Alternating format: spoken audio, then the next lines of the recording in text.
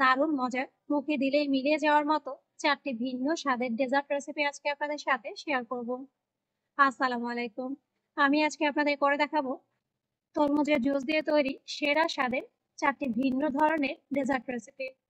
তো আমার রেসিপিগুলো যদি আপনাদের ভালো লেগে থাকে তাহলে আমার চ্যানেলটাকে সাবস্ক্রাইব করতে ভুলবেন না। আর আমার প্রতিটা ভিডিওর নোটিফিকেশন সবার আগে পেতে বেল বাটনে একটা ক্লিক করে দেবেন। প্রথমেই আমি করে দেখাবো পারফেক্ট মিষ্টি দোকানের মতো তরমুজের সন্দেশ। আর এর জন্য চুলার মিডিয়াম হিটে একটা প্যানের মধ্যে আমি দিয়ে দেব মেজারমেন্ট কাপের 1 কাপ আর 1/4 কাপ ময়দা। এখন চুলার লো মিডিয়াম হিটে একটু সময় আর ধৈর্য নিয়ে ময়দাটাকে অনবরত নেড়ে চেড়ে টেলে নেব, যেন ময়দার মধ্যে যে কাঁচা গন্ধটা আছে সেটা পুরোপুরিভাবেই চলে যায়। দেখুন, কিছুটা সময় টেলে নেওয়ার পর ময়দার মধ্যে থাকা কাঁচা গন্ধটা পুরোপুরিভাবেই চলে গেছে এবং এই ময়দার টেক্সচারটা দেখুন একেবারেই ঝরঝরে হয়ে গেছে। এখন ভেজে নেওয়া এই ময়দাগুলো আমি চুলা থেকে নামিয়ে একটা সাইডে রেখে ভালোভাবেই ঠান্ডা করে নেব। সেই সাথে সন্দেশের জন্য শিরার প্রিপারেশনটা করে নেব। তাই এখানে আমি আবারও চুলার মিডিয়াম হিটে একটা প্যানের মধ্যে দিয়ে দেব মেজারমেন্ট কাপের 1/2 কাপ পরিমাণ তরমুজের রস। আর এই তরমুজের রসটা তৈরি করার জন্য কিছুটা পরিমাণ আস্ত তরমুজ ছোট টুকরো করে ব্লেন্ডারে দিয়ে খুব ভালোভাবে ব্লেন্ড করে একটা ছাঁকনি দিয়ে ছেঁকে নিলেই কিন্তু এরকমই তরমুজের জুস তৈরি হয়ে যাবে। আর দিয়ে দেব মেজারমেন্ট কাপের 2 কাপ পরিমাণ চিনি। এখন চিনি আর তরমুজের জুসটা আমরা খুব ভালোভাবে মিশিয়ে নেব। আর মিশিয়ে নেওয়ার এক পর্যায়ে যখন দেখবেন চিনির দানাটা গলে যাবে এবং শিরার মধ্যে প্রথম বলকটা চলে আসবে, তখনই কিন্তু আমরা চুলাটা বন্ধ করে দেব। আর আমি আবারও বলছি, কোনোভাবেই ঘন করা যাবে না। শিরার মধ্যে প্রথম বলকটা আসার সাথে সাথেই চুলাটা বন্ধ করে দিতে হবে, কারণ পাতলা শিরাতেই কিন্তু এই সন্দেশটা একেবারে পারফেক্ট হবে। দেখুন, শিরার মধ্যে কিন্তু প্রথম বলকটা চলে এসেছে। আর এ পর্যায়ে আমরা চুলাটা বন্ধ করে দেব এবং গরম এই শিরাটা চুলা থেকে নামিয়ে নেব। দেখুন, সম্পূর্ণ গরম শিরাটাই কিন্তু আমরা চুলা থেকে নামিয়ে নিয়েছি। এখন এই শিরার মধ্যে প্রথমে আমি দিয়ে দেব মেজারমেন্ট কাপের 1 কাপ পরিমাণ গুঁড়ো দুধ। এখন শিরা আর গুঁড়ো দুধটা খুব ভালোভাবে মিশিয়ে নেব। মেশানো হয়ে গেলে এ পর্যায়ে এর মধ্যে আমি অ্যাড করে দেব আগে থেকে যে ময়দাটা আমরা টেলে রেখেছিলাম, সম্পূর্ণ টেলে নেওয়া ময়দা। এখন গুঁড়ো দুধের সাথে ময়দাটাও খুব ভালোভাবে নেড়ে চেড়ে মিশিয়ে নেব। দেখুন, কিছুটা মিশিয়ে নেওয়ার পর সন্দেশের ডোটা অনেকটাই ড্রাই হয়ে গেছে। এখন এই গরম সন্দেশের মিশ্রণের মধ্যে আমি অ্যাড করে দেব মেজারমেন্ট কাপের 1/4 কাপ ডালডা। আর এক্ষেত্রে অবশ্যই চেষ্টা করবেন একটু ভালো মানের কোনো রকমের স্মেল বা ময়লা ছাড়াই ডালডাটা ব্যবহার করতে। এখন সন্দেশের মিশ্রণের সাথে ডালডাটাও আমরা ঠিক এভাবেই হাত ঘুরিয়ে মিশিয়ে নেব। আর এ পর্যায়ে কিন্তু সন্দেশের এই মিশ্রণটা কোনোভাবে চুলার আঁচে বসানো যাবে না। দেখুন, কিছুটা সময় মিশিয়ে নেওয়ার পর সন্দেশের মিশ্রণের গরমেই কিন্তু ডালডাটা খুব ভালোভাবে সন্দেশের মিশ্রণের সাথে মিশে গেছে। আর এ পর্যায়ে এই সন্দেশের মিশ্রণটা আমরা এরকম একটা ছড়ানো থালের মধ্যে নিয়ে নেব। এরপর হাতে একটা প্লাস্টিকের র্যাপার বা গ্লাভসের সাহায্য নিয়ে সম্পূর্ণ সন্দেশের মিশ্রণটা খুব ভালোভাবেই মথে নেব, যেন এটা একেবারে সফট হয়ে যায় এবং কোনো রকম দানা বা গুটলি অবশিষ্ট না থাকে। দেখুন, কিছুটা সময় মথে নেওয়ার পর সন্দেশের মিশ্রণটা কিন্তু একেবারেই মসৃণ হয়ে গেছে।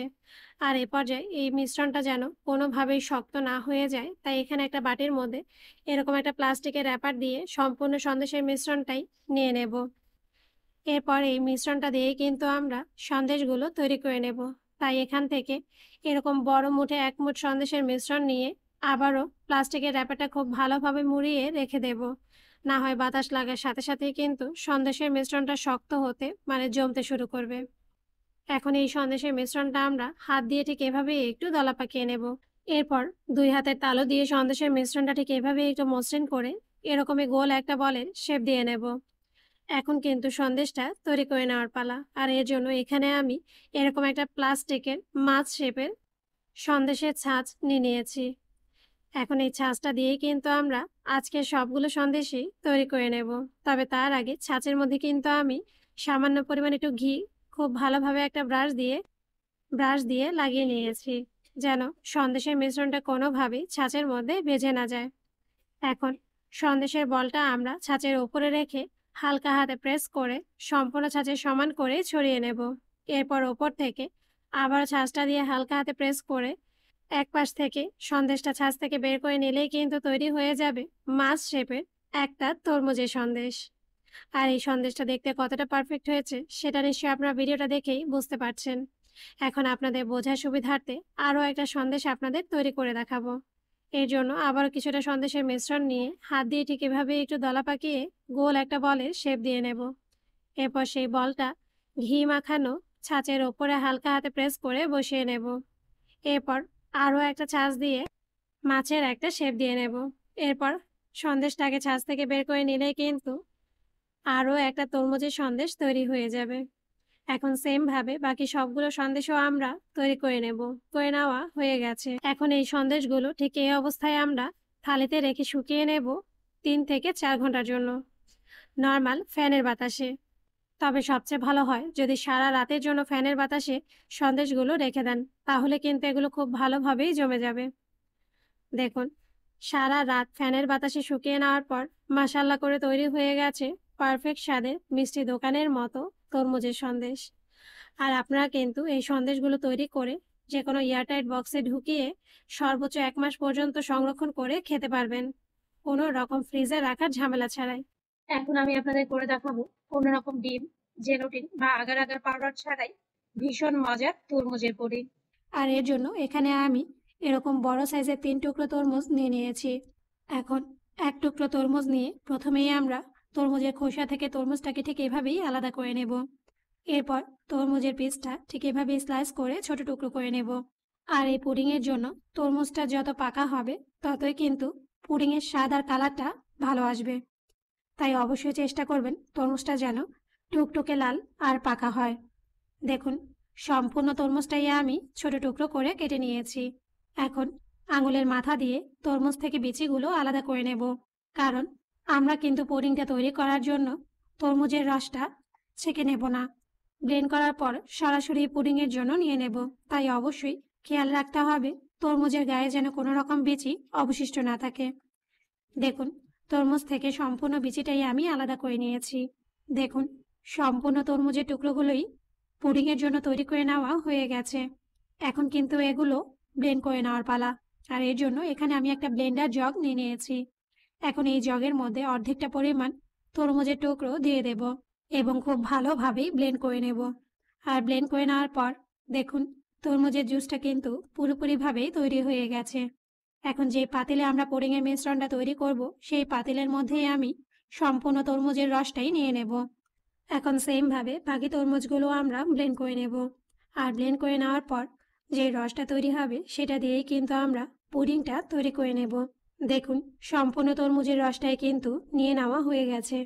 আর ব্লেন্ড করে নেওয়ার পর এখানে প্রায় মেজারমেন্ট কাপের 4 কাপ পরিমাণ তরমুজের জুস তৈরি হয়ে গেছে। আর এই 4 কাপ পরিমাণ জুস দিয়ে কিন্তু আজকের পুডিংটা আমরা তৈরি করে নেব।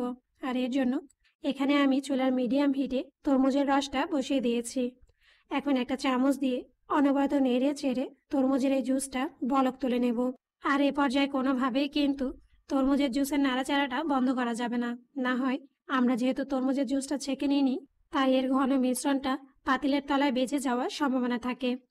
দেখুন, কিছুটা সময় নেড়ে চেড়ে জাল করে নেওয়ার পর তরমুজের জুসের মধ্যে কিন্তু বলক চলে এসেছে। আর এই পর্যায়ের মধ্যে আমি অ্যাড করে দেব মেজারমেন্ট কাপের হাফ কাপ আরও 2 টেবিল চামচ পরিমাণ চিনি। এখন চিনি আর তরমুজের জুসটা আবারও ভালোভাবে নেড়ে চেড়ে খুব ভালোভাবে মিশিয়ে নেব। তবে এক্ষেত্রে আপনারা চাইলে আপনাদের স্বাদ অনুসারেও মিষ্টিটা অ্যাড করে নিতে পারেন, কোনো সমস্যা নেই। এখন আবারও নেড়ে চেড়ে জাল করে নেওয়ার পর যখন দেখবেন জুসের মধ্যে বলক চলে এসেছে, এ পর্যায়ে পুডিংয়ের বাইন্ডিংয়ের জন্য এর মধ্যে আমি অ্যাড করে দেব মেজারমেন্ট কাপের হাফ কাপ পরিমাণ কর্নফ্লাওয়ার। তবে তার আগে অবশ্যই চুলার হিটটা কমিয়ে একেবারে লোতে করে দেবেন। না হয় কর্নফ্লাওয়ার গোলানো মিশ্রণটা দেওয়ার সাথে সাথেই কিন্তু পুডিংয়ের মিশ্রণটা দলা পাকিয়ে যাবে। তাই অবশ্যই চুলার হিটটা কমানোর পরই কর্নফ্লাওয়ার গোলানো পানিটা অ্যাড করে দেবেন। এরপর চুলার লো হিটে অনবরত নেড়ে চেড়ে পুডিংয়ের সম্পূর্ণ মিশ্রণটা আর কর্নফ্লাওয়ার গোলানো পানি একসাথে মিশিয়ে নেব, যতক্ষণ না পর্যন্ত সম্পূর্ণ পুডিংয়ের মিশ্রণটি একেবারে ঘন আর আঠালো একটা টেক্সচারে চলে আসছে। আর এই পুডিংয়ের মিশ্রণটা যত বেশি ঘন আর আঠালো হবে তত ভালোভাবে কিন্তু পুডিংটা জমে যাবে। তাই অবশ্যই পুডিংয়ের মিশ্রণটা একেবারে ঘন আর আঠালো করেই তৈরি করে নিতে হবে। আর এ পর্যায়ে অবশ্যই কোনোভাবেই পুডিংয়ের মিশ্রণের নাড়াচাড়াটা বন্ধ করা যাবে না। আর কিছুটা সময় জাল করে নেওয়ার পর দেখবেন পুডিং এর মিশ্রণটা আস্তে আস্তে ঘন হতে শুরু করে দেবে। এক পর্যায়ে যখন দেখবেন ঠিক এরকমই আঠালো একটা টেক্সচারে চলে আসবে, তখনই বুঝতে হবে পুডিং এর মিশ্রণটা কিন্তু এখন পুরোপুরি তৈরি। এখন চুলাটা বন্ধ করে দেব এবং পুডিং এর এই মিশ্রণটা চুলা থেকে নামিয়ে নেব। এরপর পুডিংটা সেট করার জন্য এখানে আমি 5 ইঞ্চির একটা বেকিং মোল্ড নিয়ে নিয়েছি। এখন একটা ব্রাশের মধ্যে সামান্য একটু গলানো বাটার অথবা ঘি লাগিয়ে খুব ভালোভাবে মোল্ডটাকে মুছে নেব, যেন মোল্ড থেকে খুব সহজে পুডিংটা ট্রান্সফার করা যায়। এরপর আগে থেকে আঠালো যে পুডিং এর মিশ্রণটা আমরা তৈরি করে রেখেছিলাম, সেইটা ঠিক এভাবেই আমি মোল্ডের মধ্যে ঢেলে দেব। এরপর মোল্ডটাকে 2 থেকে 3 বার ট্যাপ করে পুডিংটা নর্মাল ফ্রিজে রেখে দেব সারা রাতের জন্য, যেন পুডিংটা খুব ভালোভাবে সেট হয়ে যায়। দেখুন, সারা রাত নর্মাল ফ্রিজে রাখার পর পুডিংটা কিন্তু মাশাআল্লাহ করে খুব ভালোভাবে সেট হয়ে গেছে। এখন এ পর্যায়ে একটা প্লেট নিয়ে মোল্ডের উপরে ধরে মোল্ডটাকে উল্টে নিলেই দেখবেন পুডিংটা খুব সহজেই মোল্ডের মধ্যে ট্রান্সফার হয়ে যাবে। তবে এই কাজটা অবশ্যই একটু সাবধানে করবেন, কারণ এখানে যেহেতু আমরা কোনো রকম ডিম, আগার আগার চায়না গ্রাস বা জেলোটিন ব্যবহার করিনি, তাই এই পুডিংটা কিন্তু অন্য সব পুডিং এর তুলনায় হালকা একটু নরম হবে। দেখুন, এরই সাথে কিন্তু তৈরি হয়ে গেছে ভীষণ মজার ইফতারে কলেজা ঠান্ডা করে দিতে তরমুজের পুডিং। এখন এই পুডিংটা আমি আপনাদের কেটে দেখাচ্ছি যে এর ওপরটাও না ভেতরটাও কতটা নরম আর তুলতুলে হয়েছে। এখন আমি আপনাদের করে দেখাবো 3 নাম্বার পদ্ধতির তরমুজের ডেজার্ট, আর সেটা হলো মুখে দিলেই মিলিয়ে যাওয়ার মতো তরমুজের আইসক্রিম। আর এর জন্য এখানে আমি মেজারমেন্ট কাপের 1 কাপ পরিমাণ ছোট কিউব করে কাটা তরমুজ নিয়ে নিয়েছি। এখন এই সম্পূর্ণ তরমুজটাই আমরা একটা ব্লেন্ডার জগে দিয়ে দেব এবং খুব ভালোভাবে ব্লেন্ড করে নেব। দেখুন, ব্লেন্ড করে নেওয়ার পর একেবারেই ফ্রেশ তরমুজের জুস কিন্তু তৈরি হয়ে গেছে। এখন এই জুসটা আমরা আবার একটা স্ট্রেনার দিয়ে ছেঁকে এর বিচিগুলো ছেঁকে নেব। দেখুন, ছেঁকে নেওয়ার পর অবশিষ্ট যে অংশটা রয়ে যাবে সেটা কিন্তু আমরা বাদ দিয়ে দেব এবং একেবারে সলিড তরমুজের জুসটা দিয়ে কিন্তু আমরা আজকের এই আইসক্রিমটা তৈরি করব। আর এর জন্য এখন এই তরমুজের জুসটা ডিপ ফ্রিজে রেখে দেব 2 থেকে 3 ঘন্টার জন্য, যেন জুসটা একেবারে বরফে পরিণত হয়ে যায়। সেই সাথে এখন আমরা লিকুইড দুধের প্রিপারেশনে চলে যাব। তাই এখানে আমি চুলার মিডিয়াম হিটে একটা প্যানের মধ্যে দিয়ে দেব মেজারমেন্ট কাপের 2 কাপ পরিমাণ লিকুইড গরুর দুধ। মেজারমেন্ট কাপের 2/3 কাপ মানে 1/3 কাপে যে কাপটা আছে সেই কাপে 2 কাপ চিনি। এখন দুধ আর চিনিটাকে খুব ভালোভাবে মিশিয়ে নিয়ে জাল করে নেব। আর কিছুটা সময় জাল করে নেওয়ার পর দেখুন দুধের মধ্যে কিন্তু প্রথম বলকটা চলে এসেছে। আর এ পর্যায়ে দুধের মধ্যে ক্রিমি একটা টেক্সচার দিতে এর মধ্যে আমি অ্যাড করে দেব 2 টেবিল চামচ কর্নফ্লাওয়ারের সাথে বলক আসা দুধ থেকে মেজারমেন্ট কাপের 1/3 কাপ লিকুইড গরুর দুধ। এখন কর্নফ্লাওয়ার আর দুধটাকে খুব ভালোভাবে মিশিয়ে নেব। এরপর লিকুইড এই কর্নফ্লাওয়ারের মিশ্রণটা আমি বলক আসা দুধের মধ্যে দিয়ে দেব এবং অনবরত নেড়ে চেড়ে সেই দুধটাকে জাল করে নেব। আর এ পর্যায়ে চুলার হিটটা কিন্তু আমরা কমিয়ে লো মিডিয়াম করে দেব। লো মিডিয়াম হিটে অনবরত নেড়ে চেড়ে দুধটাকে ঘন করে নেব। দেখুন, কিছুটা সময় জাল করে নেওয়ার পর দুধের মিশ্রণটা কিন্তু অনেকটাই ঘন হয়ে গেছে। আর এ পর্যায়ে ঘন দুধের এই মিশ্রণটা আমরা চুলা থেকে নামিয়ে নেব। দেখুন, সম্পূর্ণ ঘন দুধের মিশ্রণটাই কিন্তু আমরা চুলা থেকে নামিয়ে নিয়েছি। এখন গরম থাকা অবস্থায় এই ঘন দুধের মিশ্রণটা আমরা একটা বাটির মধ্যে ঢেলে নেব এবং ওপর থেকে একটা প্লাস্টিকের র্যাপার দিয়ে ঠিক এভাবেই র্যাপ করে নেব, যেন ঠান্ডা হওয়ার সময় লিকুইড দুধের এই মিশ্রণের ওপর সর না জমে। এখন এই লিকুইড দুধের মিশ্রণটা আমরা নর্মাল রুম টেম্পারেচারে অথবা নর্মাল ফ্রিজে রেখে ভালোভাবে ঠান্ডা করে নেব। সেই সাথে আইসক্রিম তৈরির মূল প্রিপারেশনে চলে যাব। আর এর জন্য এখানে আমি আবার একটা মিক্সিং বোলের মধ্যে দিয়ে দেব মেজারমেন্ট কাপের 1 কাপ পরিমাণ হুইপ ক্রিম, 1 চা চামচ ভ্যানিলা এসেন্স। এখন ক্রিম আর এসেন্সটাকে খুব ভালোভাবে কয়েক সেকেন্ড বিট করে নেব। 3 থেকে 4 মিনিট বিট করে নেওয়ার পর যখন দেখবেন ক্রিমের মিশ্রণটা এরকমই ঘন হয়ে যাবে, মানে হলো ওপর থেকে ঝাঁকালেও ক্রিমের মিশ্রণটা নিচে পড়বে না, তাহলে বুঝতে হবে ক্রিমের থিকনেসটা কিন্তু আইসক্রিমের জন্য এখন পারফেক্টলি তৈরি। এখন এই ঘন ক্রিমের মিশ্রণের মধ্যে আমি অ্যাড করে দেব আগে থেকে ঘন দুধের যে মিশ্রণটা আমরা তৈরি করে রেখেছিলাম সম্পূর্ণ মিশ্রণ। তবে এই মিশ্রণটা কিন্তু একবারে ক্রিমের সাথে অ্যাড করা যাবে না, 2 থেকে 3 ধাপে ক্রিমের সাথে ঘন দুধের মিশ্রণটা মিশিয়ে নিতে হবে। ফ্রেশ যে তরমুজের জুসটা আমরা ডিপ ফ্রিজে রেখেছিলাম, দেখুন জুসটা কিন্তু এখন একেবারে আইস হয়ে গেছে। আর এই আইসটা আমরা একটু খুঁচিয়ে ছোট টুকরো করে নিয়েছি, যেন ক্রিমের সাথে খুব ভালোভাবে মিশে যেতে পারে। এখন ঘন ক্রিমের মিশ্রণের সাথে ছোট টুকরো করে ভেঙে নেওয়া তরমুজের আইসগুলো দিয়ে দেব এবং হাই স্পিডে কয়েক সেকেন্ড বিট করে নেব। আর বিট করে নিলেই দেখবেন আইসক্রিমের কালারটা যেমনি পরিবর্তন হতে শুরু করবে, সেই সাথে থিকনেসটাও পাতলা হয়ে যাবে। আর এই পর্যায়ে সম্পূর্ণ জুসটাই ক্রিমের মধ্যে অ্যাড করে নেওয়া হয়ে গেলে তরমুজের আইসক্রিমের জন্য আইসক্রিমের প্রিপারেশনটা এখন প্রায় তৈরি। এখন এই আইসক্রিমের মিশ্রণটা আমি আবার একটা প্লাস্টিকের র্যাপার দিয়ে র্যাপ করে ঠিক এই অবস্থায় মানে বলের মধ্যে রেখেই ডিপ ফ্রিজে রেখে দেবো 2 থেকে 3 ঘন্টার জন্য। আর অবশ্যই কিন্তু উপরে প্লাস্টিকের র্যাপারটা দিতে ভুলে যাবেন না, না হয় আইসক্রিমের ওপরে কিন্তু আইস বসে যাবে। দেখুন 3 ঘন্টা পর আইসক্রিমের মিশ্রণটা কিন্তু আমি ডিপ ফ্রিজ থেকে বের করে নিয়েছি। এখন দ্বিতীয়বারের মতো সম্পূর্ণ আইসক্রিমের মিশ্রণটাই আবারও খুব ভালোভাবে বিট করে নেব। আর এতেই কিন্তু আইসক্রিমটা একেবারে পারফেক্ট দোকানের মতো ফ্লাফি আর হালকা টেক্সচারের হবে। দেখুন সম্পূর্ণ আইসক্রিমের মিশ্রণটাই কিন্তু আমি বিট করে নিয়েছি। আর এই পর্যায়ে আইসক্রিমটা ফাইনালি সেট করার জন্য এখানে আমি এরকম একটা বাটি নিয়ে নিয়েছি। এখন এই বাটির মধ্যে সম্পূর্ণ আইসক্রিমের মিশ্রণটা দিয়ে হালকা হাতে 2 থেকে 3 বার ট্যাপ করে নেব, যেন বাটির চারধারে সমানভাবে আইসক্রিমটা ছড়িয়ে পড়ে। এরপর এই বাটির ওপরে আবার একটা প্লাস্টিকের র্যাপার দিয়ে র্যাপ করে নেব, যেন আইসক্রিমের মধ্যে কোনো রকম আইস জমতে না পারে। এ পর্যায়ে আইসক্রিমের এই বাটিটা কিন্তু আমরা আবারও 7 থেকে 8 ঘন্টা বা সারা রাতের জন্য ডিপ ফ্রিজে রেখে দেব, যেন আইসক্রিমটা খুব ভালোভাবে সেট হয়ে যায়। দেখুন সারা রাত ডিপ ফ্রিজে রাখার পর তরমুজের আইসক্রিমটা কিন্তু এখন পারফেক্টলি তৈরি। আর এই আইসক্রিমটা কতটা পারফেক্ট হয়েছে সেটাও আমি আপনাদের দেখিয়ে দিচ্ছি। দেখুন মাশাল্লাহ করে স্বাদে গ্রানে পারফেক্ট দোকানের মতো ফলের রসে পুষ্টিগুণে সমৃদ্ধ তরমুজের আইসক্রিম। এখন এই আইসক্রিমটা আমি আপনাদের তুলে দেখাচ্ছি যে শুধু উপর থেকেও না, ভেতর থেকেও এই আইসক্রিমের টেক্সচারটা কতটা পারফেক্ট হয়েছে। এখন আমি আপনাদের করে দেখাবো সব শেষ মানে 4 নম্বর পদ্ধতি তরমুজের ডেজার্ট। আর সেটা হলো তরমুজের পান্না কোটা।